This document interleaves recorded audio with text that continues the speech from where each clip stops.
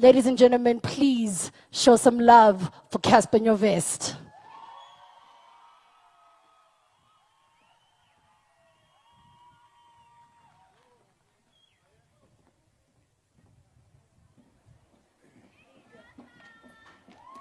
Dumelang, the guy. I'd like to greet firstly Ricky's family, secondly his fans, and everyone who put this together. I was meant to perform, but I don't think I can, so I decided to speak a little bit about Ricky. I met Ricky over Facebook years ago. How I discovered his music was he had a record on DJ Milkshake's mixtape on Hype magazine. So the song was so good that I couldn't believe it was his beats. So I hit up this guy and just started talking to him, you know, and we became friends over Facebook, and he would send me beats. And the beats were so good that I never was able to record anything on them because I would just end up just listening to them. And then fast forward, we met in Johannesburg, and he played me one of his tapes that he was about to release, and he ended up not releasing it. The reason I'm telling that particular story is because the same way Ricky Rick reached out to all the kids, at one point I was also just another kid from Mufftown, and it wasn't really easy to move in Johannesburg, but he still had the time for me, and he did that for hundreds of people after me. I then ended up forming a relationship with him, a friendship where we would not only talk about music, but we would talk about life. And some of the things that I loved about Ricky was firstly how honest he was. Ricky would tell you the truth that everyone else was scared to tell you, you know?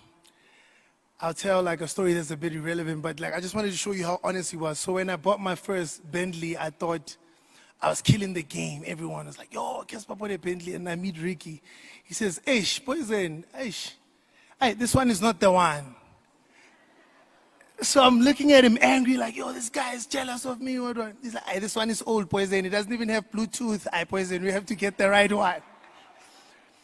And because of that conversation, you know, I ended up wanting to get the one because Ricky said it wasn't the one, you know?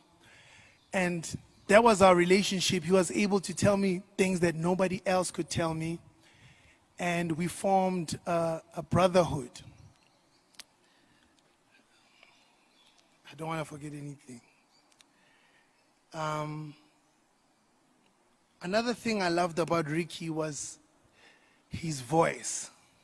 I loved hearing Ricky sing more than him rapping. I loved hearing him sing. I would always encourage him to sing.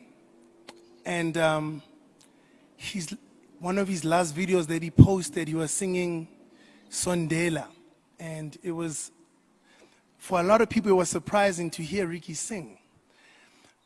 But me and him were not on the greatest of terms, even though we were speaking. And one of the things I regret was that I wasn't able to tell him how much I loved that video and how much I loved hearing him sing again. Ricky was my idol. Ricky was everything I wanted to be. And I never got to share that enough, you know? One of the things I never told him, because I don't know if it's toxic masculinity or working, but I really thought he was such a beautiful man. Am I lying? Ricky was so handsome that even as a guy, you would have that thought, but the bro is too much.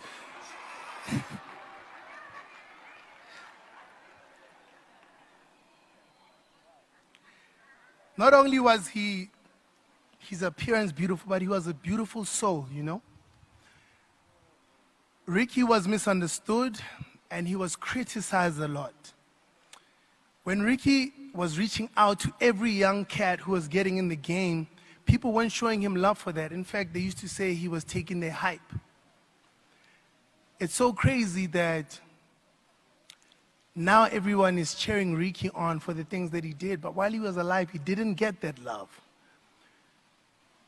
But when I look in the crowd and everybody who's been affected, and I see the impact that he had on young people, you would swear that Ricky was 15 years old.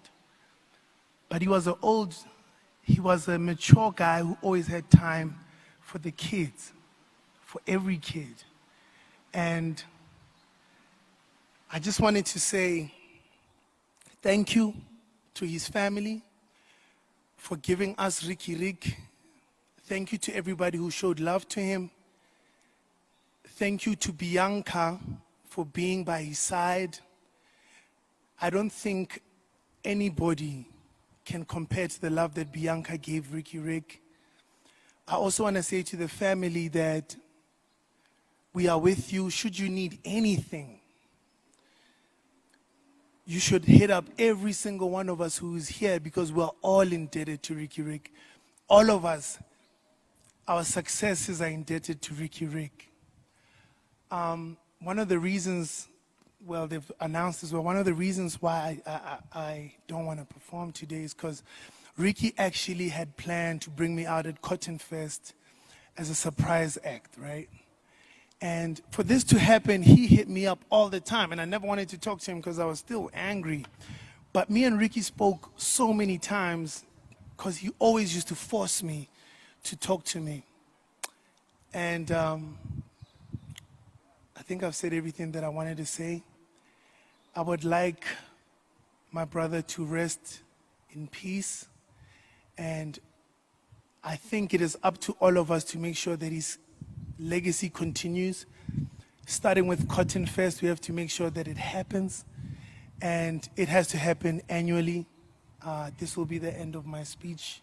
Long live Ricky Rick, Boss Zonke, a.k.a. Makado, a.k.a. Licky Leak. We'll love you forever. Thank you.